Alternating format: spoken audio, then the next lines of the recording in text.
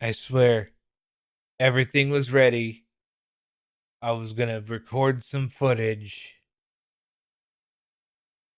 And then all of a sudden, something installs on my headset. And this thing decides to brick on me. He was trying to brick on me. So I have to deal with that now. Great.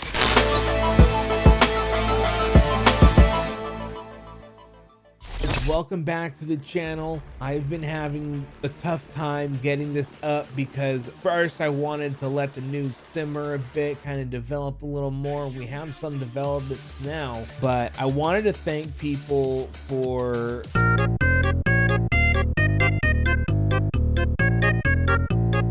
I want to thank you guys for checking out the video, liking, subscribing, sharing with your friends. I really do appreciate it. And it really does go a long way for me, especially right now, because I really want to start growing and I want to start gaining some sort of popularity, if that's possible still. So I really do appreciate it. So I did want to frame this video as kind of an honest and balanced reflection and just say that I'm still optimistic about the future of VR. I think that virtual reality is still going to be very essential for the future of everything in the world. So I really am excited for it, but it sucks that it has to come at the loss of some amazing studios. So before I go any further, hey guys, I'm gonna get back to the video in just a second, but I wanted to share my very first YouTube sponsorship, Dubby.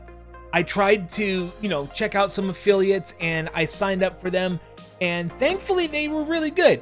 They keep you up to date on everything going on inside their company, and they really love that they get YouTube affiliates to get in on this. So I'm going to give you guys my discount link right now, w.gg/Maverick, or if you forget, hey, just use code Maverick at the checkout. You get a discount on me. It helps me out, it helps the channel, and it's great to have something that really works for you. And what I like about these guys is that you've seen like all of these other advertisements for like G Fuel and AG1 and other coffee brands and all that, and that's great. Don't get me wrong, that's awesome. They're still good there.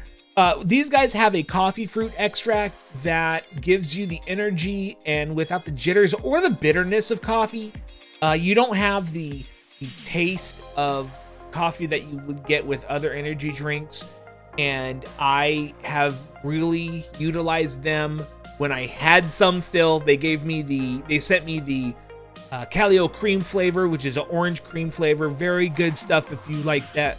But they have a lot of limited edition stuff, a lot of collaboration flavors, and it's really, really good to go. So again, code Maverick at the end of your checkout. Make sure you get that discount because it helps me out and it helps the channel. It helps you. I get up, I connect to my work. Everything's going okay. I look over on my open window to blue sky. I see on Nathy VR's post that Meta just announced they were shutting down 4 major VR studios. And I was very shocked by this. It wasn't just it wasn't just random studios. These guys actually mattered because they put out some major work for Meta and the first party teams and all of the licenses they were able to get with that, and it means a lot to what they've done. It was very meaningful, and there was like an emotional connection to some of the workings. So it was just initial shock, disbelief. I was pissed, I was mad, and it kind of sucked because I was fearful of the future. I mean, it wasn't catastrophic, but it meant something. So let me give you a breakdown of these guys real quick. First off, Sanzaru game. They came from handheld roots on the Game Boy Advance and came up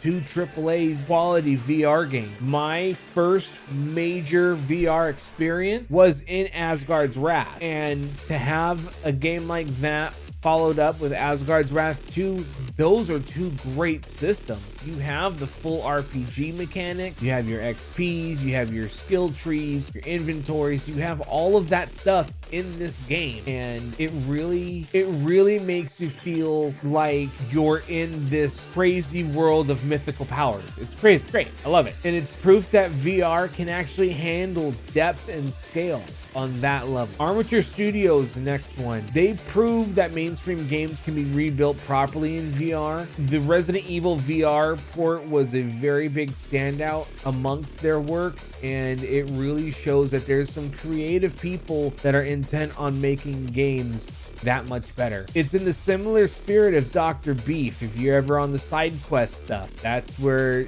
a lot of the old first party games get new life in VR because of the new mechanic, and it shows a clear bridge between console and VR games. So I'm really happy for that, but very unfortunate. Twisted Pixel's another one, and these guys I'm very sad about because they bring a lot of personality and creativity to their games. A lot of fun is put into these, and that's what we need more of. VR has a lot of like survival horror games, a lot of like scary stuff on there, but you don't get a lot of good fun games the way you do with a Twisted Pixel game. Path of the Warrior was good for kids. It was really a good one. Deadpool VR came at you in a huge way. I am very happy with the way Deadpool VR turned, for sure. And these guys understand the tone and character and the source material, most importantly. And not only do they understand the source material, but the actors they bring in understand it as well. Neil Patrick Harris taking the role of Deadpool and not Ryan Reynolds, because Ryan Reynolds likes money and Neil Patrick Harris likes money. He just likes a bit less of it. And you have John Leguizamo as Mojo, and how great of an actor he is, how great of a person he is. It's really great because you could still see him as a bad guy because he could play a really good asshole. And another standout I wanted to bring out was Jeffrey Combs from Star Trek, from all his insane roles on there. He has great banter with Deadpool, and I love the chemistry. Very good stuff. Still a great Kelly Hughes in there as Lady Deathstrike. There's a lot of great talent in behind this game, and I'm gonna do a review on it. So anyway, the last one on here I actually feel really bad about because I mentioned it in my last video. Within the makers of Supernatural, these guys brought VR fitness to a legitimate use case to where you can get good results by doing these flow exercises, the stretching, the meditation, the boxing. They have all of that stuff. They've built a strong community. I have seen countless Facebook pages of Supernatural players and group and moms and cat lovers of Supernatural, all or whatever, you know, all that crazy, any sort of fan page you could think of for this, there is one. And that tells a lot about the strength of community that Within has, because they just bring a lot of good vibe, and the music selection they have is fun. The landscapes are just insane in quality, and fans just really love having that feel of being able to get that work done without having to go to a gym every day. And if something could help pay for this, it's great. So it's just really sad because all four of these studios were amazing, and I just can't understand why they couldn't just let them operate independently, which might still happen. I don't know how that side of the business works. The biggest question on my mind when I first heard about all this happening was, is VR dead at this point when it comes to the Quest? And honestly, no, it's not. I did mention that. Andrew Bosworth said that it's not dead, so we don't have to worry about that. But what's that gonna mean for the games that need to be improved on, fixed up? Because there's a problem with some games that require some extra power, and it causes a lot of issues. I know I'm not the only one that has experienced it, but the studios did great work nonetheless. I hope they continue independently, and honestly, I really hope they come back in some capacity because fans really love these games. Thankfully, we're starting to see more of a change in the mindset of Meta, because they're admitting that this was a failure. You know, Horizon started in VR, and it was the social platform layer for VR. As we've started to build out over the course of 25 on mobile, obviously we know there's a much bigger audience in mobile, and it's having a really, really positive pickup on mobile. Well, here you've got a team that actually has product market fit in a huge market on mobile phones, and they're kind of having to build everything twice. They're building it once for the mobile phone, they're building it again for VR. There's a pretty easy way to increase their velocity, which is just like let them build for mobile. So Horizon is very focused now on mobile. Not exclusively, but almost exclusively. In turn, VR, which has been building a very maximalist vision. And I think we've gotten a lot of complaints even from the community in this space where it's like, you know, VR, we want to be able to do certainly immersive gaming. It's the cornerstone use case. All the mixed reality, productivity, interactive use cases, including things like supernatural and fitness, all these pieces, and then layering on these integrated social use cases. It's a lot to ask an operator. Focusing more on a corporate sense of the Quest makes it really tough for people that want to get into VR, because then that means that they're not going to cater to the consumer end.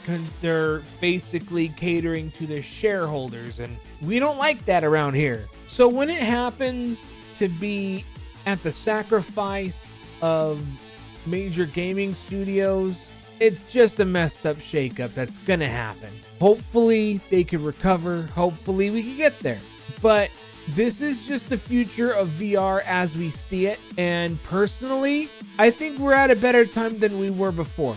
Bosworth did mention that they are going to give you more games, and they've been updating the YouTube app to handle more 4K video and 4K quality 360 videos, and we're just seeing everything move forward.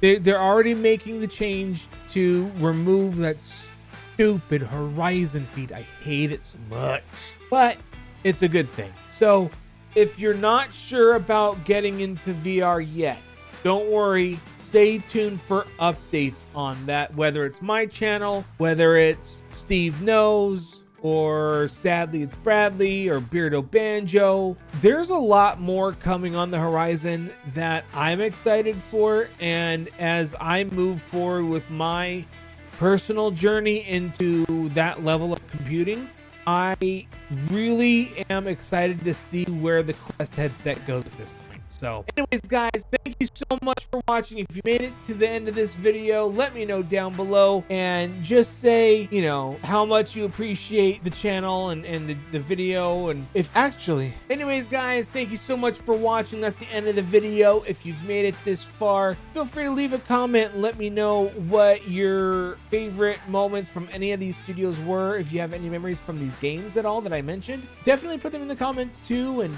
how do you see the VR future moving forward? Anyways, like, subscribe, do all that good stuff. See you guys in the next one. Love y'all.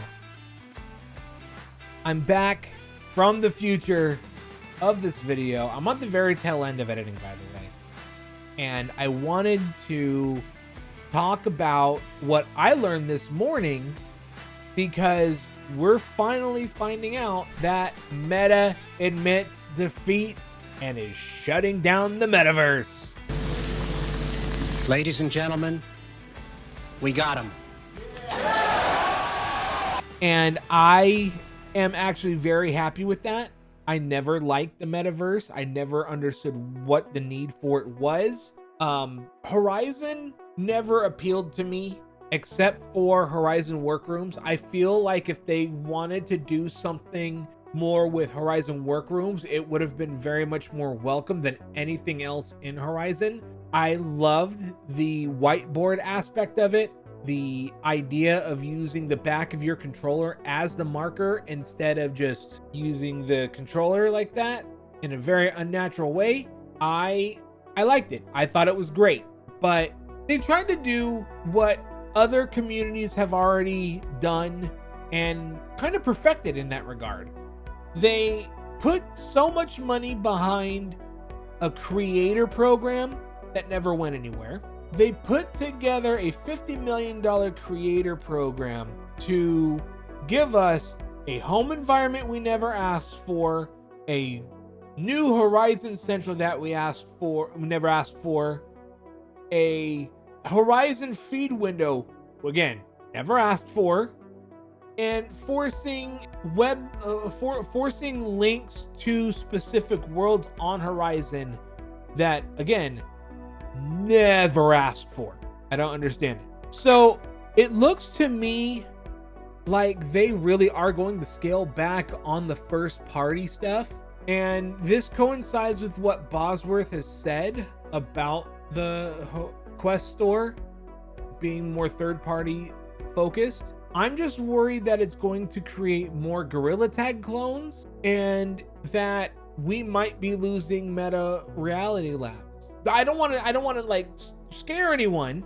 Trust me, that's not my idea.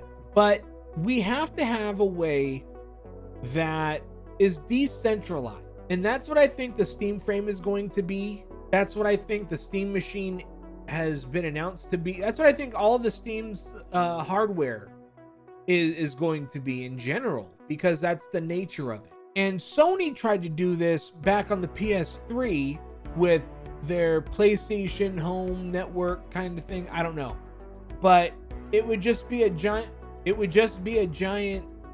convention floor. So Meta's kind of learning what Sony did. That first party social worlds don't work because no one really cares that deeply. Sadly, it's not their fault.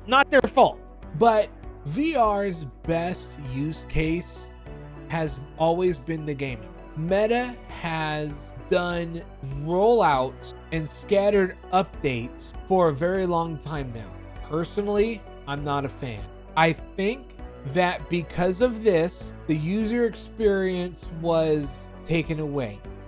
You make all these announcements, you only scatter them about, just sprinkle little bits of updates here and there, and just not even expecting a whole lot. But a lot of these but Horizon was kind of a cheap attempt. With AI growing, they're trying to utilize ways to have their meta AI become the central hub for anything creative in basically a lot of their products. I don't want to be... Meta's already focused on pivoting towards the smart glasses anyway, so this is a good move for them. I think it's a good move for the users as well. I think everyone is in agreement with that, but I want to be able to have my Oculus Home back. Oculus Home was the original PC VR version of your home environment in VR. And the great thing about that was a lot of the stuff you know, it was all fully customizable. You could pull in and you could post up plaques of your achievements. You can have music playing, although it wasn't very loud, but you had all this great customizable stuff that Oculus really understood. And people got really creative with it too. I had an environment where it was 10 forward from Next Generation. Amazing. But I liked mine where I could set up targets. And then you had a bow and arrow set up with the full bow and arrow physics. And you did that. If I could get that back, that would be amazing. Anyway, that's going to do it for me. Thank you guys so much for watching. My next video, I'm going to talk about the verification, the age verification that's going on right now. That's a big talking point in tech right now. So make sure you guys like and subscribe and ring that notification bell so you know when my next video is going up. I'm not, because my schedule is so scattered around right now. It's insane. But anyways, thank you guys for watching. We'll see you guys in the next one.